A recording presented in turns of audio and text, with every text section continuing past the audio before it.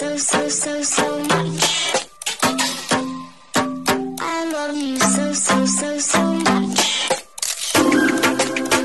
I love you so much. I love you so much. Hello, all you positive heads out there. Thanks for tuning your beautiful brainwaves into another episode of the Positive Head Podcast, where we are firmly convinced that creating success and happiness is rooted in understanding the ultimate nature of reality and the fact that as human beings, we are all immensely powerful fractals of the one and only source consciousness, which creates and animates all things. Now, of course, understanding this powerful truth is one thing. Applying this incredibly empowering wisdom to everyday life, well, that's another, which is exactly why we provide you with a fresh serving of soul food for thought 5 days a week to help constantly remind you of what matters most. You are it. And I'm your host, Brandon Beecham. I'm the reflection and extension of you who will be here each Wednesday interviewing a different consciousness changemaker. And on the other 4 weekdays, leading the way to ensure that your perspective is consistently expanded, your vibration is constantly elevated, and your heart is overflowing and full. And you guys have heard me say that if I ever run ads on this show, it will only be with a company that I fully support because I believe their intention is to make a positive difference in the world. Well, I'm pleased to announce that day has arrived and that this episode of the Positive Head Podcast is being brought to you thanks to the support of Gaia. If you're not familiar, Gaia is the go-to source for streaming consciousness content online. And you can sign up for your first month for only 99 cents at gaia.com/positivehead. That's spelled GAIA.com/positivehead. Check it out.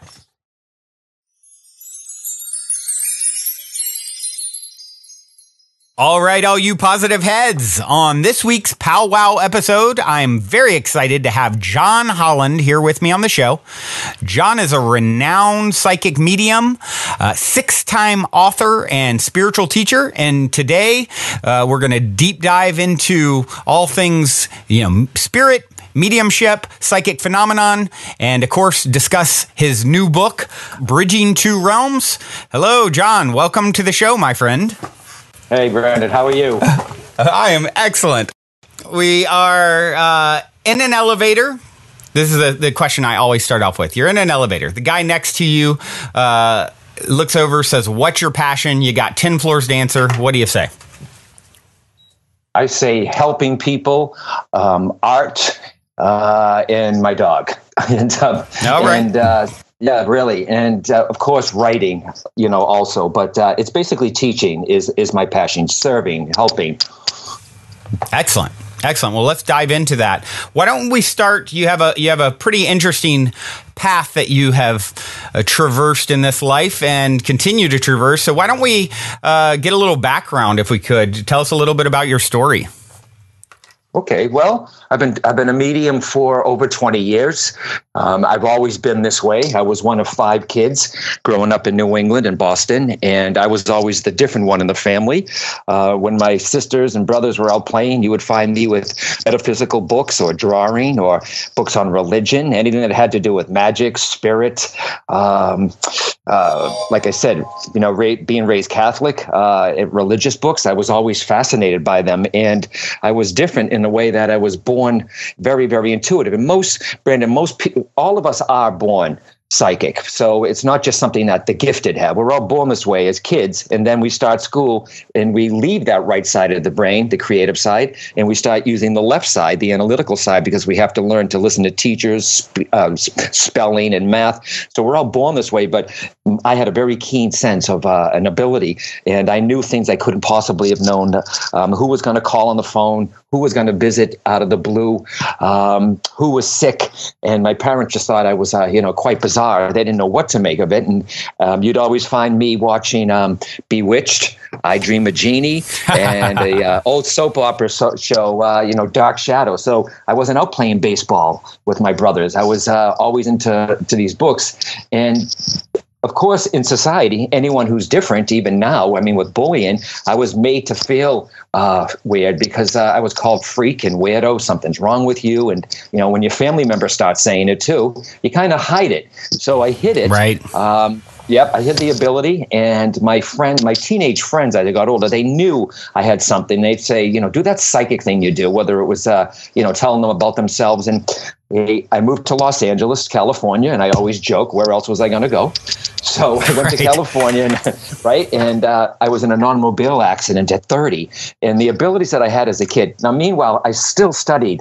I was always fascinated, so it never went away, the fascination for this work or the ability. But the accident seemed to have woke up or enhanced what I already had, Brandon, and I didn't know how to shut it off. I don't know if you want to call it a Kundalini awakening, where your energy centers all open up at once. And I was working for a hotel, and people would walk up. I was bartending, and people would walk up to the bar, and some of the stuff I would just fly out of my mouth. And I always would tell my students now, don't do what I did. Don't just scare people. But it was so accurate that people were either fascinated or they were freaked out and would walk away from me. So I had to learn, okay, so I'm very psychic right now.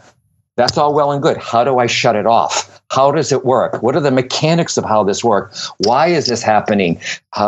Is there more? How do I control it? And that's how it started, really. And then I never quit my day job. I didn't start doing readings for people. People kept saying, John, you have to start doing readings. And I said, no. Why didn't I want to do them? Because I didn't want to be called weirdo again, or freak, or go back to those childhood memories, So eventually, 2 years afterwards, I believe, I started reading cards on Santa Monica Boulevard in West LA at an aromatherapy shop. And 2 years into reading the cards, the cards weren't just, it wasn't just what was in the book that was happening. I was intuitively, the cards were speaking to me on another level. I was telling people stuff that's not part of the book. And then people on the other side started to show up. And I said, all right, Brandon, great. Here I am dealing with this. Seeing clients, people's lives are in my hands, and now dead people are showing up in the readings. I would read for someone, their mother would show up, or a brother, and once again, I didn't know, why is this happening. I didn't just pop out my shingle and say, okay, I'm a medium, come on in, people, or a website. I said, how is this working? Why are people from the other side coming through here? And so everything I read, I'm almost done. Everything I read was on spiritualism when it came to mediumship, mediums, and I didn't even know what that meant. Every book I read was from England. Spiritualism started here in America, but took off. And spiritualism is just a form, it's a faith of the continuity of life. That's all it is. Right. It took off in England. And 2 weeks into reading these books, I said, wow, if I could only go to England and study with these people. And sure enough, I'm at a party. I step on a person's foot. Synchronistic events started happening. They were from England. I got invited over. My job ended. Someone rented my apartment. I got a visa that I wasn't supposed to go, and that's where I studied for a couple of years over in England. And that's the story. And one thing led to another, where I met my publisher Hay House and became popular very fast on the television. Remember Unsolved Mysteries? Yeah. Are you too young for that, Brandon? No. I do remember that. Right, with Robert Stack, and I was on that show, and it just blew up. So yeah, that was a big show. It was a big show. Yep. So, and basically, that's how it started. With synchronistic events, led me to what I'm doing now for a living, and helping people that have lost their loved ones. What an incredible journey. What a wonderful thing to, yeah. I mean, there couldn't be something more fun, I don't think, to be able to do. It checks all the boxes, right? Helping people, the mystery, the magic, all those things. So, so many directions we can go here. Obviously, we want to dive into your book. You've written several books, right? Your most recent. Yep. Wow, 6 different books. And so your most recent is Bridging Two Realms. You want to tell us a bit about that? Well, yeah, my publisher, the last book I wrote was 7 years ago, and I thought I was done. I mean, how many times can you say the dead are alive? Really? It's true, and it's like, okay. And then I thought about it, and I said, you know what? I don't write, Brandon, just to write. just to put a book out. I have to have something to say. I have to have some experience under my belt, and a lot of products. I have, the 6 books and psychic tarot deck that I came up with, which was like one of the biggest in the world. And then I said, okay, what are people asking? And I noticed that people in the audiences, workshops, or my large demonstrations, people were asking. They'd be happy years ago with just a message from their mom, their dad, or their kid, and then they would go on with their lives, hopefully. But people are asking more profound questions like, what is my loved one doing over there? What's it like over there? Can they see me? Why all of a sudden am I more intuitive? Does that mean I'm supposed to be a psychic or a medium? So people were asking, these questions. And also, I believe that the consciousness of man is changing, the consciousness of man. Something's happening, Brandy. More and more people are becoming more intuitive. I was going to ask you this question. Yeah. This is one of my questions. Yeah, they're becoming more, it's almost like all of a sudden they're more sensitive, more psychic. Some people are experiencing incidences of mediumship. They're tapping into the spirit world, and they're like, what is happening to me? I think, is the spirit world getting closer to us, or is our consciousness is our consciousness rising or getting higher? I believe that our consciousness is changing. It's getting higher. We're becoming more sensitive beings. Absolutely. So the first part of the book is for the bereaved. That's what I wanted to. I wanted people to know, okay, if you lost a loved one, what to expect before the passing, during the passing. Where does your loved one go? How do we stay connected to them? How can someone stay connected to their loved one without seeing a medium? That's the first part of the book. And I talk about the levels of the spirit world. I bring in near-death experiences. There's interviews. The second part of the book is for people who want to take their psychic and mediumship potential and take it to the next level. Because I don't know, Brandon, where are you? California? Yep. I'm in Southern California, just outside of LA. Okay, Orange County. More and more mediums are coming up. We're not that rare anymore, medium rare, but we're not that. They're everywhere. They're everywhere, and I'm a big advocate, Brandon. Okay, I'm a teacher of this. Yeah, I think we all have the potential to do this work, but it's how much potential do you have to do it? And I think there are too many people that are taking a weekend workshop, popping their name on a website, and calling themselves a medium. There's a lot involved with this. The mechanics of how this works, the pineal gland, the energy centers, people's lives are in your hands. So I don't take this lightly. So they'll see that in the book also. So basically, it's a book to help the people who have lost someone and those who want to go even deeper into this form of development. So it's doing really, it's an easy read. So I'm getting really good reviews on it. So when you write a book, Brandon, you never know when you're writing it. Will it help?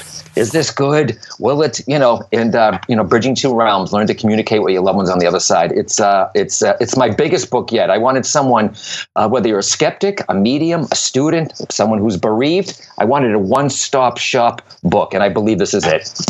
Yeah. Wow. Super exciting. Well, now some of the things that you touched on, for example, is, we all have this ability, and I agree fully. I've had my own, sort of psychic moments, and certainly like prophetic dreams and all those sorts of things. And I think most people probably have. The way I view it, and I've said before on the show, is, we can all also hit a free throw every now and then, but we're not all born to be LeBron James, right? So sometimes you have, some people like yourself were born, as a child, and these things are just coming up, without you having, they're just like bubbling over, if you will, because that's the path of your soul, I would say. But for those who would like to develop, some of their skills more, I know a couple of your books, one of them is 101 Ways to Jumpstart Your Intuition, Psychic Navigator. Those books are all about how people can go in and practice the jump shot, if you will. Absolutely. Yep. And it's this, you don't have to go into, we all have the ability. I can't teach you to be psychic. You already are. I can just help you to turn it off, to notice when you're getting an intuitive thought as opposed to, your own thought. And with an intuitive hit, if you're getting branding, call your brother in your mind. And then a day goes by, 2 days, and call your brother pops into your head again, and you say, I just talked to him, I'll be, and then it happens again. That's an intuitive hit. Call your brother. Imagination is different. It'll just come in and go away. Intuition, psychic ability, and intuitive hit will keep knocking on the door. And trust me, if you don't listen, it gets louder and louder and louder. Yeah. In one of, I can't remember where I saw it when I was looking at, some things about you. I think it's one of the books you talked about being a psychic time machine. And I thought, I thought that was a fascinating, way to put it. And of course you have the whole idea of, time being different in the spirit world too. So, I'd love to hear you kind of speak on what you mean by psychic time machine and how the mechanics of time actually work in the spirit world from your, because for you hear it all the time is an illusion and all these things, and it's one of those things that sort of makes your mind melt though when you try and wrap your brain around it, because all we know is a time-based reality. It's sort of hard to grasp. So I'd love to hear how you sort of break that down. Sure. When I was in England studying, and there were some quite forward-thinking presidents of these spiritualist churches, and that would do a lot of teaching. What she would do is she would take us students and she would bring us to, now remember, I'm an American over there, so I don't know a lot of the area. I mean, besides London, of course, like everybody, but they would take us to an old mansion, and there's a lot of them over there, or small castles. And we, as students, we would go in with the teacher and with a pad of paper, and they would say, okay, you go on this side of the building, you go on this. And they just wanted us to stand in a room from hundreds of years that was, been there for hundreds of years. And what are you picking up? And I realized I was picking up things that were quite specific, like a fire in a room. There was somebody from the royal court, like a prince would have slept in this room. And then the historian of the building would all come back and he would validate, you got that right, you got that right. Well, I was getting a lot right. So it was almost like when I went into a room, I could feel, see, and hear what was going on. Now, don't get me wrong. It's not like the movies, okay, everybody, or television, where a 3D rift opens up and, it's so dramatic. I just felt, saw, or heard things in my own mind of what was going there. And then, of course, by getting the feedback was wonderful for me. And then that developed. And then, let me see, the biography channel, A&E called. They were doing a special called Mediums We See Dead People. All right. It was different aspects of different psychics, and myself and 4 other psychics. And they said, we already have someone connecting to the other side. There's anything you can do that's different. And I said, well, there's something called place memory. Okay, that's what it's called. That was termed by Gary Schwartz, who's he's a scientist who studies this work scientifically in Arizona. So he called it place memory, and she says, "Well, what is that?" And I said, "Well, take me to a place. Make sure you blindfold me because I don't want to know where I'm going." So they did it. It was green light by A&E. Mediums We See Dead People. You can still type it on YouTube and watch all of us. They take me to the Shirtwaist Factory in New York in 1911. Now, I didn't know anything about this, where there was a fire in the Shirtwaist Factory building where they had lots of fabric. 90 women. I get a kick out of this. They blindfolded me, take me up in an elevator, gave me a kick in the ass, and said, basically, okay, what do you pick up? Well, in 1911, was it 1911?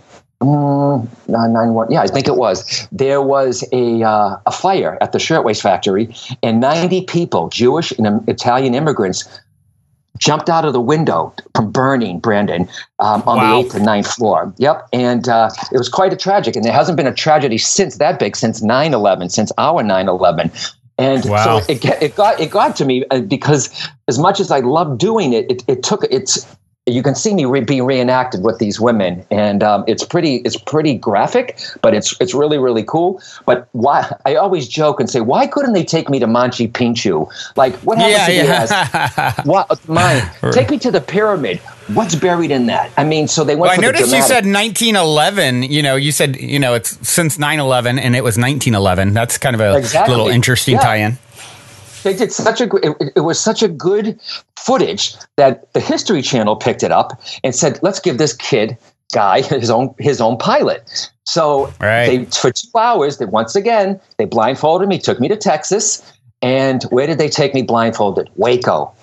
So, oh, wow. And that was even more dramatic and really, really, really disturbing. But Wow. Once again, so that's how it happened. And so it's not a haunting, okay?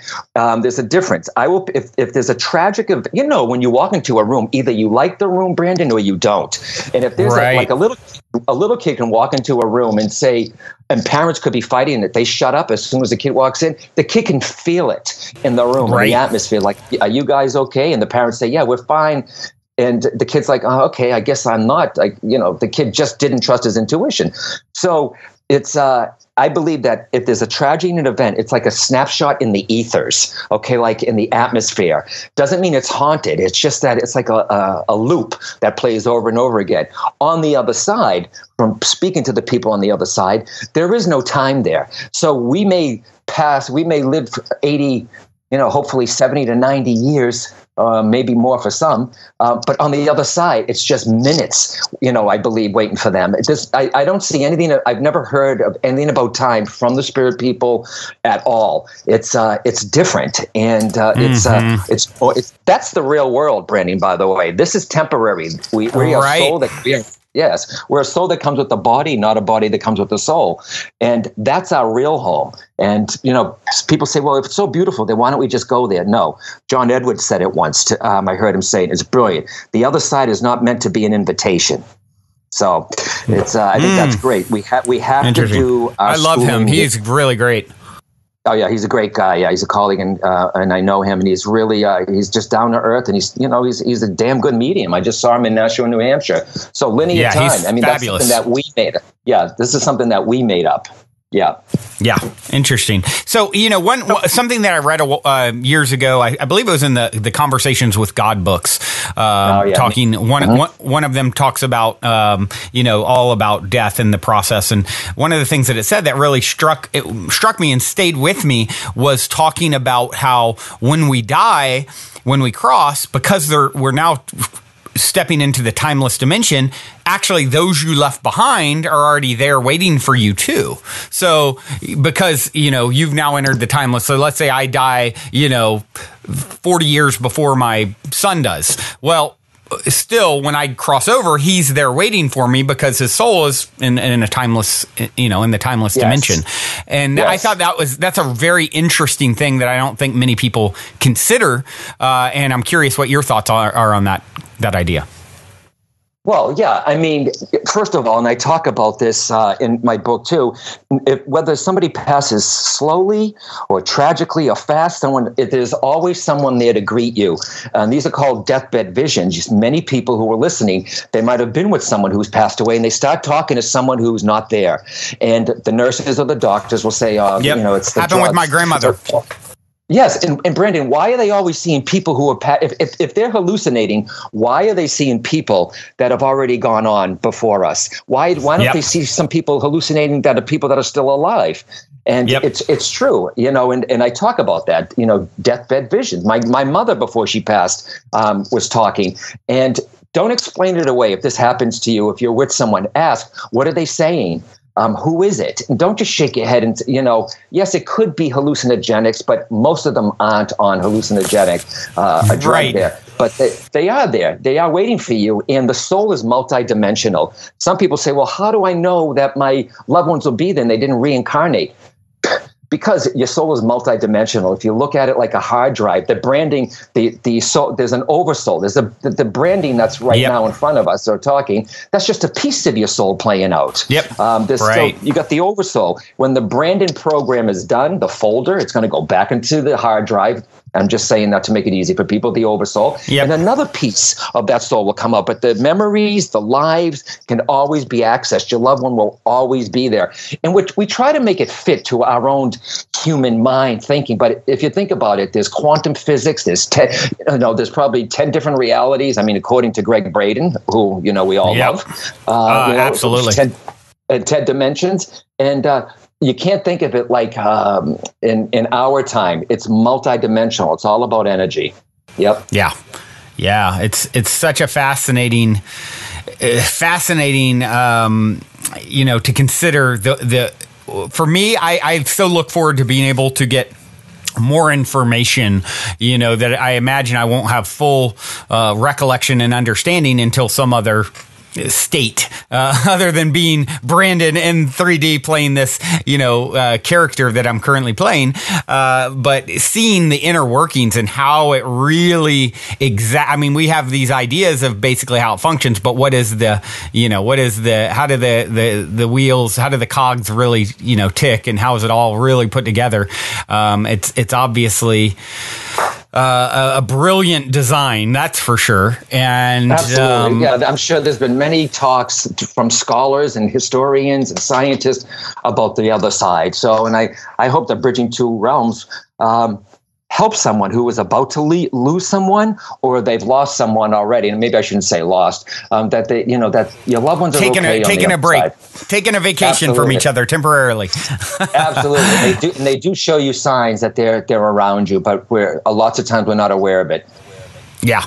Yeah. Well, one of the things that you talk about is the different planes of existence. And I think that's one that can be, when you just to kind of add on to what I was saying earlier, how is this thing structured? What is the blueprint, right? And that's one of the things that you talk about is sort of the different planes, the astral, 3D reality, the mental, all those things. Could you give a breakdown of your understanding of the different planes of existence? Right. I believe that there's many different fates that break it down for you. But in this one, I stick to the 5. There's your physical body. Here, it's the densest of molecular. The molecules. It's slow moving. That's why you're able to see the table in front of you, the wall. It's the dense. It's a plane of existence. It's the most densest, the most slowest. And then the etheric. The etheric is and if you look at someone, sometimes when they're speaking, you see like a white glow around them. That's the etheric body. It's a duplicate of your human body. Yeah. Okay. And then the astral is when it's almost to the other side. Okay. I mean, first of all, when you pass away, you go to the other side. People believe that some people are stuck. You may be in between the planes. Doesn't mean you're stuck. You're in the spirit world already. The astral is, I believe, the astral is when you start, and I break it down each one. The astral is when you, when someone connects with me, they are in the astral. Okay, they are in the astral plane. It's also called the Summerland. That's the next level. It's a non-physical level. It's filled with love, healing, and compassion, and then it goes up to the mental. And then it goes to the celestial, where our guides and angels are. But some mediums have connections to the celestial too, who do some channeling and some guide work also. But I have the 5 planes of existence there, but there are different levels in between these planes of existence, because there are some people who believe, now this is why I'm an advocate in this book too, where I talk about everything in this book is from my own experience. Once again, from my own experience. I've never had a spirit say to me, I'm stuck. Or because I think if someone says to a mother whose son took his own life, yeah, your son is stuck in limbo. Well, what's that going to do to the mother? I don't believe that your kid is stuck in limbo. I've had people who have helped themselves cross over. That's a polite way of saying it. They're never by themselves. It seems like they're always with someone who has passed before them, kind of like giving them energy for the communication. Yeah, so I don't believe that we're stuck. And you got plenty of people on the other side. So the planes of existence, I wasn't even going to put it in there. I thought it was going to be too technical. And I spoke to some colleagues and they said, no, John, you have to put it in there. And I'm so glad that I did. Yeah. Yeah. Very, very interesting. All right. Well, now seems like a good moment to take a quick minute to tell those of you who aren't familiar a bit about our sponsor, Gaia. I've been a big fan of Gaia for many years now, which is why they're the only content provider I've ever reached out to in regards to potentially supporting this podcast. So needless to say, I'm very excited they're now supporting the show. Gaia truly is my personal go-to source for streaming consciousness content on the web. They have an incredible 7,000 plus exclusive videos covering 5,000 years of wisdom. Just to give you an example, on the show Missing Links, the incredible researcher Greg Braden explores all the biggest questions concerning who we are, where we come from, where we're going, by connecting the missing links between science and spirituality to complete our understanding of humanity's history and to better understand the interconnectedness of all things. Awesome, right? And that's just one example. as you guys constantly hear me say, it's a daily conscious effort to maintain an elevated vibration. And if you're looking to go deep down the rabbit hole to do so, then Gaia is the best place I know of to do it, period. And you can sign up for your first month for only 99 cents at gaia.com/positivehead. That's spelled GAIA.com/positivehead. Check it out. Speaking of different planes of existence, of course, you have a lot of people who get and you're also talking about the idea of being stuck, right? Or that whole concept that sort of is floating out there, and you hear about that sort of thing with suicides as a great example, or whatever. Yes. Or you go even further down the path of, the sort of, traditional religious ideas, very conservative ideas, oftentimes, of heaven and hell and going to a place for eternity. I'm assuming, and correct me if I'm wrong, that your interactions with the other side have not shown you that there is an eternal judgment, no. You get this one life, it's over, and you better got it right, or this all-loving God is going to judge you and torture you forever. But he loves you. I'm assuming that's not what you found. No, I mean, from my experience, my study, and people on the other side, I like when someone, like we talked about, being stuck, going to the other side. It doesn't mean that they get off scot-free. I believe when people pass over, first let me say this, I believe there's a life review. You look at, because everyone seems to say that. Well, people who have almost died, they said, "Oh my God, my life flashed before me." Well, that is a like a life review. You will. I think we're our own judge and jury. You will experience every good you did for someone or negative for someone, and someone who took their life too. They have to see. How their passing affected others, where it could have been, the regret of the people that are here. But I really believe that when I do this work, I've never experienced a hell. Like I was brought up, and I'm not putting down Catholicism, but I was raised Catholic. I don't believe in a fiery pit, and I don't believe in a cloud with harps either. I think the different planes of existence, are the different levels. The highest, of course, being heaven, the celestial, the lowest being the physical. So what you do here determines where you go on the other side on these planes of existence in your level, and you can work your way up. To get higher and higher. And it makes sense to me. So, no, I don't believe in the heaven and hell per se. There are higher planes of existence, but I really believe this. You are your own judge and jury when you go to the other side. Many people who are listening, Brandon, you included, you might have seen the movie with Robin Williams, What Dreams May Come, about his wife passes away. He passes away. She takes her life. She puts herself in a sort of hell herself until he comes to get her to make her wake up and says, to get her higher. Brilliant movie. And it depicts, the closest thing I really believe to what the other side is like. Yeah. Speaking of the book Conversation with God, it references that movie for the same reason. And I find it really quite interesting that, in that movie, he's saving the person who committed suicide in a sense. And then in quote unquote real life, he ended up committing suicide. So it seemed to be such a artistically haunting reflection of his life, right? That movie. Absolutely. Yep. I mean, was that synchronistic or what? I mean, what are the chances that he was in a movie? Yep. I know.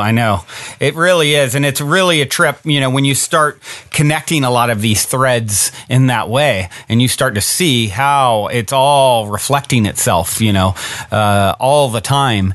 And, speaking of those reflections and eternal reflections, I mean, the way I kind of view it, and curious what you think about this, I feel like, we are souls that individuate, out of source at some point. We take on these individual, soul packets, over souls, as you put it, and then we sign up for a game in a sense, and it's 3D reality, and we're going to go through the game. Once we sign the contract, we've got to make it through, through the maze, if you will, and that entails all the hardships and all the things that come. And we do this over lifetimes, and reincarnating and coming back, and you level up until you sort of make it through and graduate the game.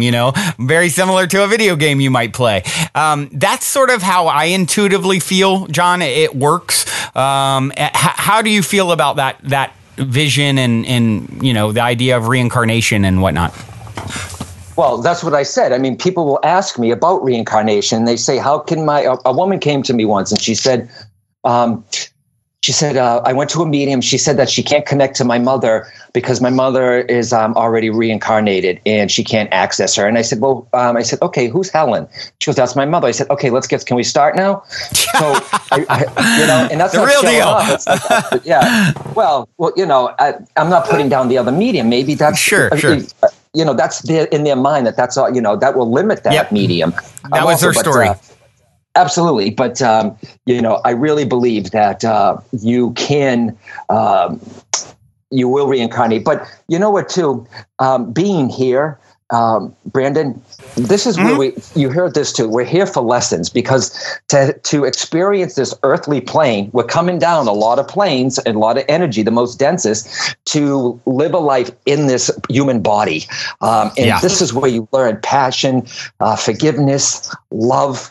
So it's all about lessons and what you learn here, and you take that back to the other side. It's almost like it's part of your treasure chest. Okay, I did that. And I really believe you have a choice to come back or not. I think I hope that's the case because I want to take a break. I want to. It's an intense Earth school for sure. Yeah, and I believe that I've been a teacher many times, or in the religious faith. Dr. Brian Weiss, another good friend and colleague of mine. Yeah, he regressed me because he would do these huge regressions and audiences, and I would just go out. I'd go off, and I'd wake up like, what happened? And he says, you're a somnolist, John, meaning I go deep. He says, if someone was to take you one-on-one, and he did it for me. And that was in my book, The Spirit Whisperer. But he took me to a place where I was a minister. There's things about Tibet that I'm a kid from the ghettos of Massachusetts. What do I know about Tibets and monks? I used to dream of them. Right. And, you know what I mean? I used to, as a kid, my mom would take us to a park. I'd be off with the Hare Krishnas, rocking back and forth, singing. Right. So yeah, it's definitely something that must have been from a previous life. Yeah. So I think it's all fascinating, but I stay grounded too, though, Brandon, with this. My whole life is not just metaphysics and psychic ability. You know what I mean? It's like we're physical beings and spirits. Yeah. Absolutely. And if you people are like, well, why honor both? Because if you only live half, you live in a life half lived. So too many people take the subject way too far, Brandon. Everything is spirit, metaphysics. You're a physical being also. You came here to have a physical experience. Yeah. Absolutely, my friend. Absolutely. Yep. Yeah, I agree. I think that's something to be very cautious of especially as people have their spiritual awakening, right? It's very easy to get like lost in the clouds, if you will. And, I think realizing we're here to bring it down to earth, not the other way around. Yeah, people are searching. A lot of people, all of a sudden, and I had one woman recently over the weekend. I heard somebody say I took a class myself because I'm always learning with a colleague, and I heard a couple of people say, I've been on my spiritual journey for 30 years. You're born spiritual. Do you know what I mean? Right. But they'll try the Reiki class, the healing class, the mediumship class, the channeling class, the meditation class, the Buddhist class, the psychic class. Yeah. It's like, and I say, trust your gut and just follow your soul of what you're attracted to. And people are like, well, you have to sample the smorgasbord to find out where you're going. Ask your soul. Please guide me. Where am I supposed to go? You will get synchronistic events happening, just like which brought me to England and all these things that have happened to me. So, and I got that in Power of the Soul too, though. So, but I talk about this too in Bridging Two Realms. Cool. I'd love to hear. I am such a sucker for a good story or stories. I'd love to hear any fun stories that you may care to share. That tie into your work and communicating with spirit, or just synchronistic or psychic sort of events. Sure. I mean, I gotta guess you have a bunch of them. Yeah, so there's a lot over my life. I end with a pretty cool story in the book. I don't want to tell you about it because it's at the end, and I want people to read it for themselves in Bridging Two Realms. But it's just, if I'm ever feeling down or I'm doubting myself or the ability, remember, this is not coming from me, this work. You'll never, I'm quite modest with this work. It's from spirit, through spirit, to spirit, from someone on the other side, through me, to the person in front of me. It's coming through me, not from me. So I realized, okay, I'm not doing this. It's okay. So it proves to me. I think that's all great art forms, by the way.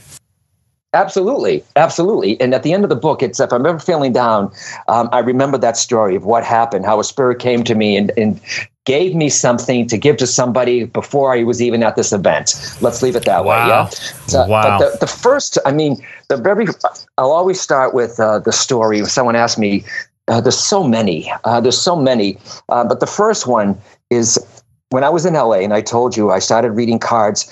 I kept my day job for 9 years, all right, in an office. And I would work 9 to 5 and then start seeing clients at night. And so I was physically, mentally, spiritually, emotionally exhausted because it's tiring. Okay. Sure. You got to take care of yourself, working a full-time job and doing this almost full-time, back then. So I was thinking about, should I give this up? Maybe I'm not, I don't know if I want to do this anymore. Well, just before I was to move from California back to New England, because my mom got sick, I got a call on the phone and a woman I answered, and right away I could tell she lost her kid. I said, "You lost a child." Now those are the ones that get to me. This is the reason why I kept doing this work, for parents that have lost kids. So, so she lived in San Francisco. I said, "If you can get here in 3 days," I said, "I'll see you." I said, "But I'm moving to New England in 4 days." So she came, and as soon as she was with me, I kept hearing in my head like a tapping, like chikun, chikun, chikun, like a tapping noise. And I said, "Okay, wait a minute." I was linking with her grandparents. I said, "What's with the tapping noise?" I said, "I keep hearing like tapping going across the floor." And she said, "Oh my God, I know what that is. Keep going." So I tried to go back to the grandparents and, get some validation and evidence. This tapping was driving me crazy. I said, "Okay, Melinda, listen to me. Okay, this isn't born knowing. What is with the tapping?" And I knew she lost her daughter was coming through also, a young daughter who passed on the operating room table, sad.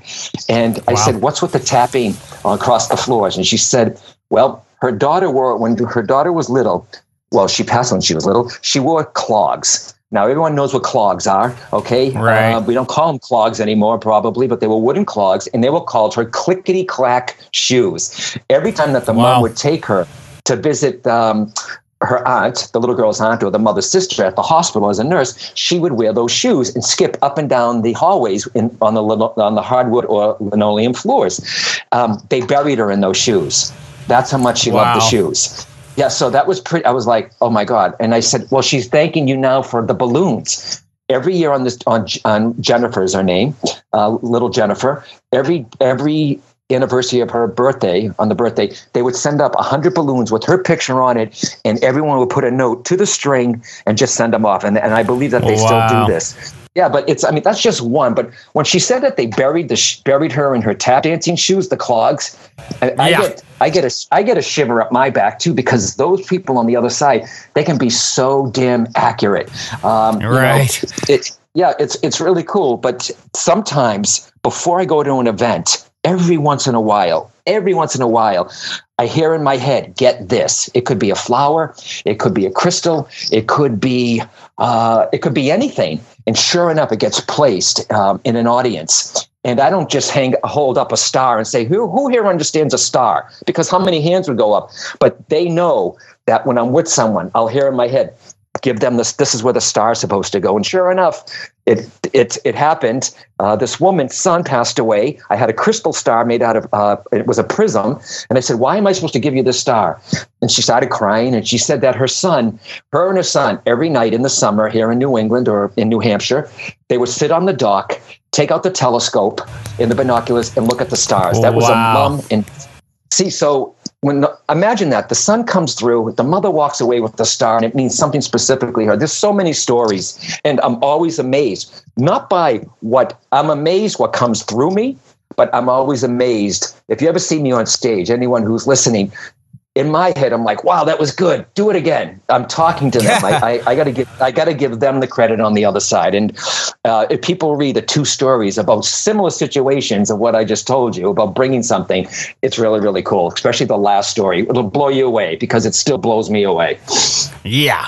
It's the type of thing that never, ever gets old, right? Absolutely. Yeah. So another question I have for you is, of course, the different types of gifts. Yes. You obviously have several. Maybe you can touch a little bit on, the different types of gifts, especially for those out there who are maybe having some sort of experiences or symptoms and they don't really, know what to make of it. Maybe you can help to shine a little light on that question. Absolutely. And instead of gifts, let's just say ability, because I think if you say gift, it means that somebody else has it and you don't. We're all born this way. Right. And there are three kinds of psychics, really. There's someone, the first one is the one who it's psychic ability is unknown to them. They don't understand. They just haven't understood. They don't understood it. They're not interested. But yet at the same time, they're subject to, they're moody. They're empathic. They can walk into a room and be overwhelmed and not know why. They can't go to parties because they don't like crowds. That's someone who they're at the mercy of their environment and the people around them because they don't know their psychic equipment, the aura, the energy centers. The second kind of psychic is someone who's somewhat aware. They know the word. They might have read a book on it, but they're still not practicing how to open up and close down. The third is the master. The master is someone that knows how the mechanics of this ability works, how to turn it on and turn it off. They are the master of their ability. It is not the master of them. So when a student comes to me and says the other side is constantly with me, I can't get them, they're constantly bothering me, that's an untrained medium. Okay, that's an untrained medium. But there's three abilities, really.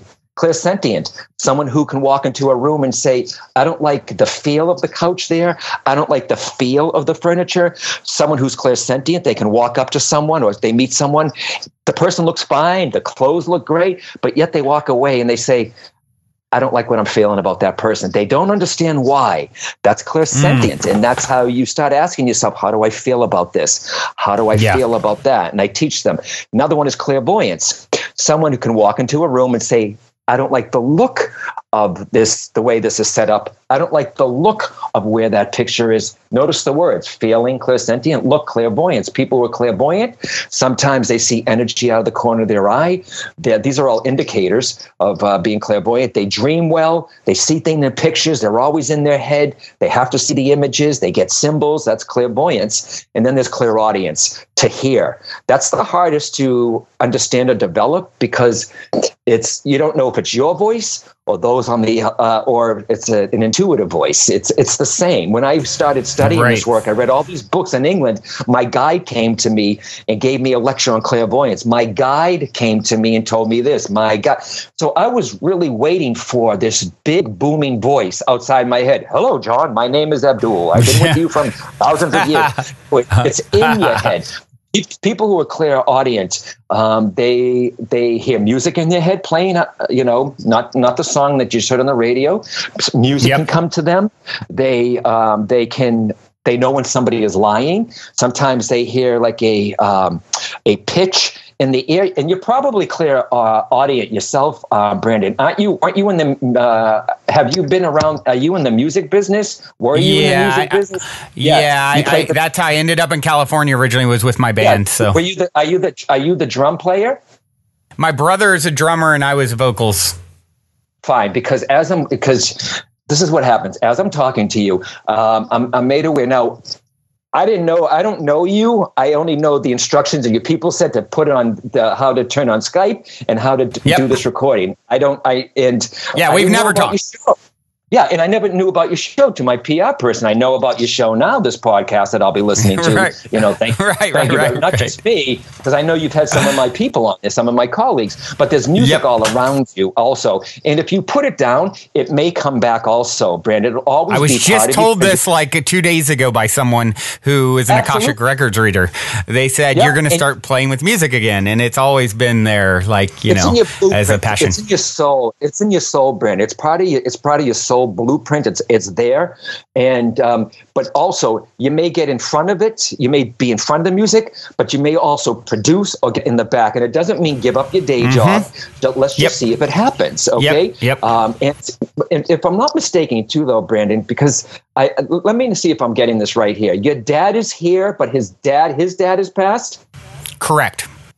Okay, because I feel like you have both parents here, Brandon, still, correct? I do. Okay, all right, because because psychically I can get stuff on you, not get stuff on you. It's in your aura.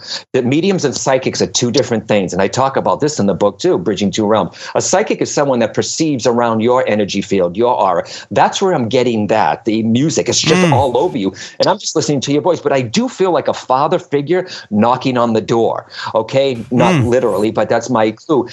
Did you know this, Jeff? Did you know your dad's dad? I did. He feels like he's coming to like a father figure for me, and it's just that I know that he's also around. But I know you mentioned your brother, Brandon, but aren't you one of 3 kids? You're correct. I am. Okay, yeah. So you have the sister, right? Correct. Okay, because he wants to acknowledge all the grandchildren. Okay, and but there's gonna. Also here too, I don't know if this is for you or for it's one of your siblings. Is anybody published yet, Brandon? Did anyone take right? So no journalist in the family, right? I'm planning to publish I'm planning to write a book. I actually wrote a book and it's 95% done and sort of shelved it, and because I want to come out with something different first as my first writing. Okay, I feel like he's making me aware. I know about the publishing, I know about the writing, and I hear you. He's talking to me now. Are you the middle kid?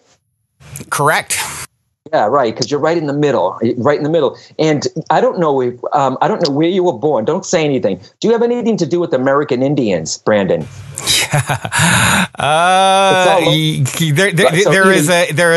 There is definitely a good.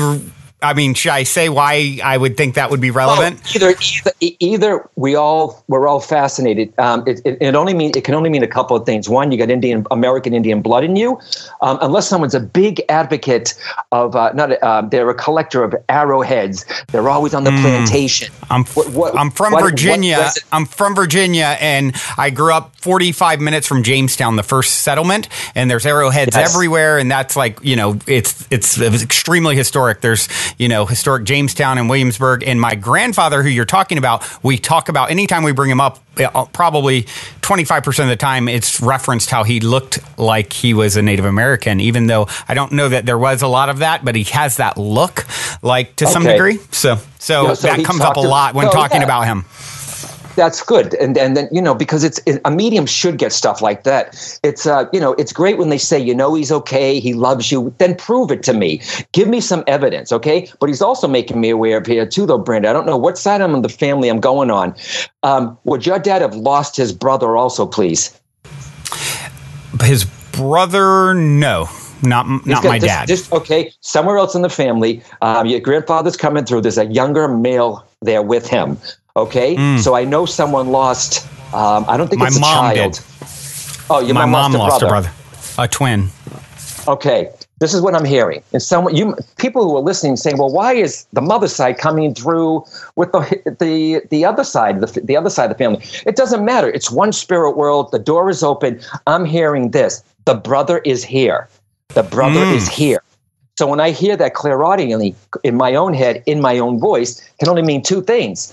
Either you lost a brother, or your dad lost a brother, or the mom lost a brother. You can't say, it's a cousin-in-law, step-kid down the road. No, right. So you get what you get, right? It's subtle. Yeah, absolutely.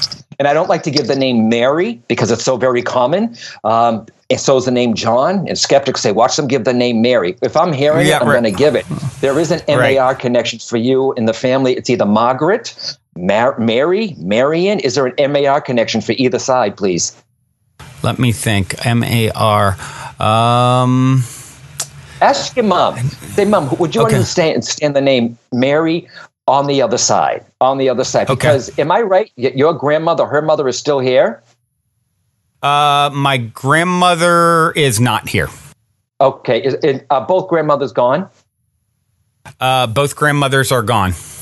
Okay. I just feel like I'm going to go on. I don't know if your mom's mom was the last to go as far as the grandmothers, but I think the Mary is going to be placed on your mother's side. And I think it's has to do with their grandmother, and that Mary connection is someone on the other side. But keep going with the book, Brandon, and keep going with make sure if you feel like playing some tunes, you're going to be this is only how old are you, my friend? How old are you? I'm 43. Okay. I almost feel like you're 20. Like I almost want to say you got your whole life ahead of you, and you do. My book that I wrote is called The Fountain of You, that I put on the shelf because it's all about embracing, like 40 is the new 20 was the other name I was going to call it, because I feel so like a big kid. So yeah, absolutely. That makes sense. Over you. And when I think about you and what's ahead for you in the next couple of years, slow down, Mister. Are you October birthday? I am not. Okay. Is there an October? Okay. My son. The grandfather just said to me, please say happy birthday in October for me. So this has to be his great-grandfather. Okay, that's fine. But he's the main communicator, this American Indian-looking person that's coming through. But when I think of you and psychically and mediumistically of what's up and coming here, I'm very excited. You're not a boring man. You know what I mean? You probably have like 3 or 4 jobs, and like you're always on the go. Yes, I do. I will say this, on a physical level, okay, you're with the kid's mom, right? You're with your son's mom, yeah? No, I'm not. Okay. Are you married? Are you, what's there? I'm single currently. Okay. All right. Okay. I want to say to you, you're working a lot too. I want you to go away now, not to go away from your work. You need a break. So I don't care if you're in sunny California. I understand that. I don't care if it's going on a boat. I want some soul time for Brandon. Soul time, not party time. Okay. Some people say, you know what? I need a vacation from my vacation. Take some soul time, some peace time for yourself. But I'm excited for you. But that's really what I want to do with the writing. When I have the opportunity to really go and be in a cabin in the mountains for a month, 2 months, and just write and be alone. That's the vision of when the time is right to do that. Absolutely. And you have 2 kids, though, yeah? I have 1. Okay. Are you done? I've always thought I would have more, but there's no one on the radar that I would have that child with at this exact moment. That, either you're going to meet someone that's going to have the daughter already so that you don't have to go that route. But I feel like you're going to be a dad twice. Doesn't mean you have to be the biological dad.